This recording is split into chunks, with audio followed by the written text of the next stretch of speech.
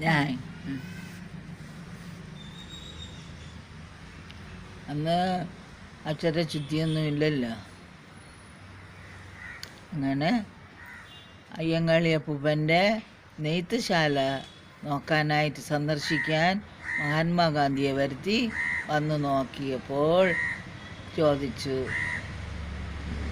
മഹാത്മാഗാന്ധിക്ക് സന്തോഷമൊക്കെ ആയി. ചോദിച്ചു, നിങ്ങൾക്ക് എന്താണ് ആവശ്യം, ഞാൻ തരാം എന്ന് പറഞ്ഞു. എന്ന് പറഞ്ഞപ്പോൾ ആണ് എൻ്റെ കുട്ടികൾ രണ്ടക്ഷരം നേടിയവരായി കാണണം, അതേ ഉള്ളൂ എനിക്ക് ആഗ്രഹം എന്ന് പറഞ്ഞു. അങ്ങനെയാണ് അതിൽ പിന്നീടാണ് കുട്ടികളെ സ്കൂളുകളിൽ ചേർക്കാനും സ്കൂളുകളിലൊക്കെ ചേർത്ത് തുടങ്ങിയത്.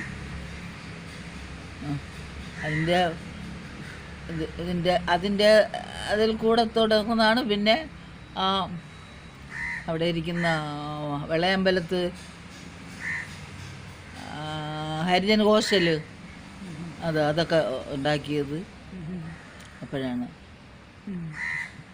അങ്ങനെയാണ് ഹരിജൻ ഹോസ്റ്റലുണ്ടായി. കുട്ടികളെ ഹോസ്റ്റലിൽ താമസിപ്പിച്ച് പഠിപ്പിച്ചു. യൂണിവേഴ്സിറ്റി കോളേജിലും വിമൻസ് കോളേജിലും ഒക്കെ ചേർന്ന് പഠിച്ച് കുട്ടികൾ വിയക്കാരായി. അതിലപ്പോഴത്തെ ആ വിയക്കാരിലാണ് നമ്മളെ CK ഭാരതി എന്ന് പറയുന്ന നമ്മളെ ആൻറ്റി.